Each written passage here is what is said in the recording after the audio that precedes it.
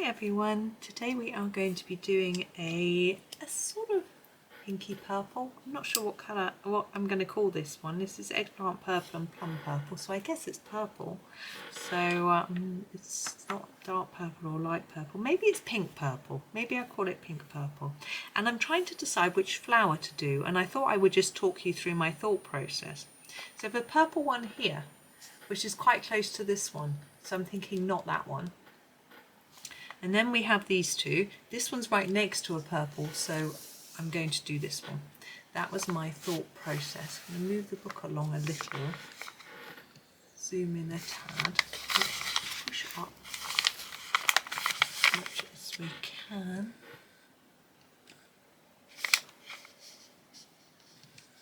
There we go. Okay, so I'm going to start with the pencil as always, and with my darkest Eggplant Purple, and we'll see how the colour looks. I know this one's almost a reddy purple. I think in polychromos this is probably a red violet, but everyone has different names for their different pencils, which I think is quite fun. Now, if everyone's magenta was the same, for example, why would we buy other sets? You know, it's nice to have different colours. It just takes a bit of getting used to, doesn't it? So here is the Plum Purple, which we are going to use about part of the way along, and then again fade towards the middle. You can see the centre line is the centre of here, so I'm actually going to just put a light layer through. I'm pushing downwards there, so that you don't want to do an up and down movement at the bottom of the page because it curls the paper, spoils it. So try and just do a downward one. It feels a little bit odd, but it's worth it. It means that you don't spoil your paper. Okay, so that's the pencil. Now our flower. Now it's quite an interesting flower. We have quite a lot going on, so we have petals in front and petals behind. Now I'm thinking that I will do a darker bit here, and just where it overlaps. And the same way, I'm going to do all the front petals first. So just a darker bit where it overlaps. This one just a little bit at the bottom. And then we go sort of the other way, so where it overlaps that one. And this one, every time I finish shooting video, I think I must grab a drink, and I keep forgetting. I can hear a vehicle. Always on the lookout to see what's going on. Very nosy. So now our Plum Purple, to sort of fill in the gaps as it were. I'm going to colour right over the top with this one to so that it blends in nicely. If it doesn't look different enough with regards to the colours, then I can add another layer of the other purple in a minute. So we'll just put some on and see how it looks really.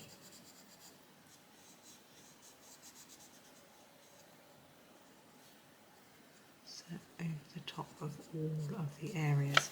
So I want those petals that are at the back to look darker, which is how they look, which is good.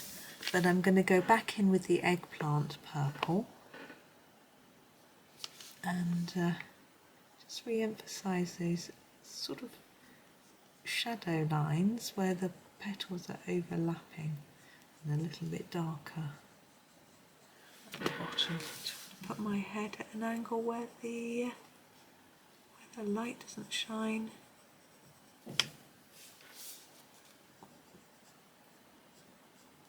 There we go. Okay, I still want a bit more of the Plum Purple.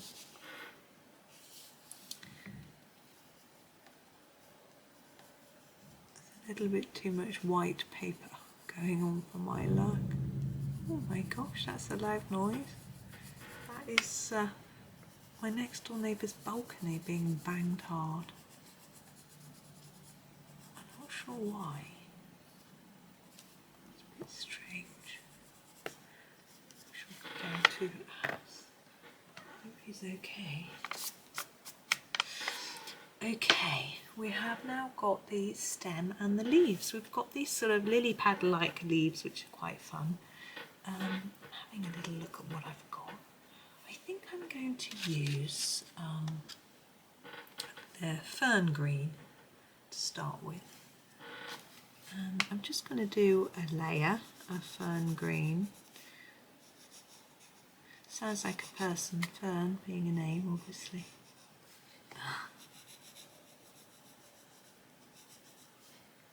So I'm just going to do a light layer of the Fern Green.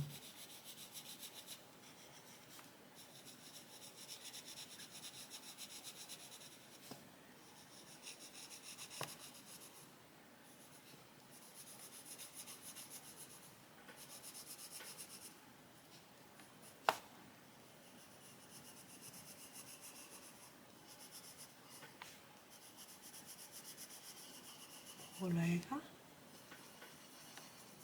It's quite a dark green I've chosen for my initial layer. It's not very sharp, so I'm going out of the lines. Okay, I'm going to start at the top here, and I'm still sticking with my Fern Green. I may just decide to only do this colour. I may do another. So I'm trying to do it darker around the edge to put some shape to that bit under the flower, whatever it's called. I don't even know if it has a name. And I'm putting a darker bit on the stem where it just near the leaves.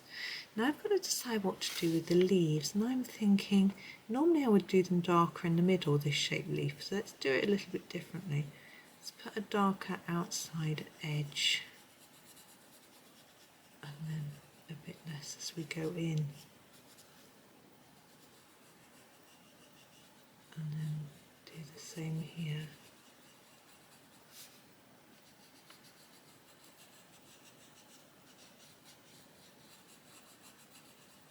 On each of them, just try and gently fade that colour into the middle as best you can, just a little bit lighter in that area. On the larger one you can do each leaf part separately. Might be a little bit easier. I think it will be a bit easier for me to do it that way.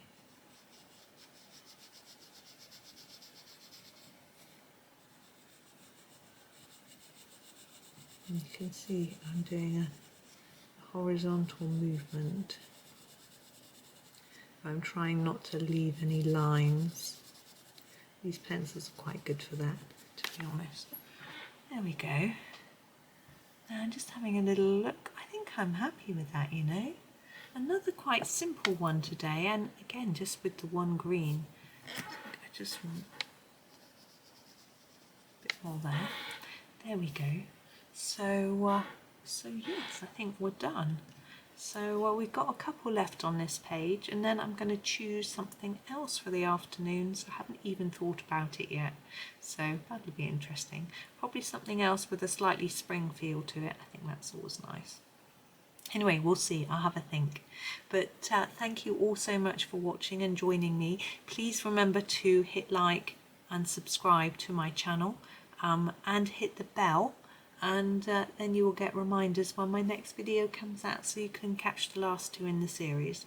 So thank you so much for watching, and happy colouring!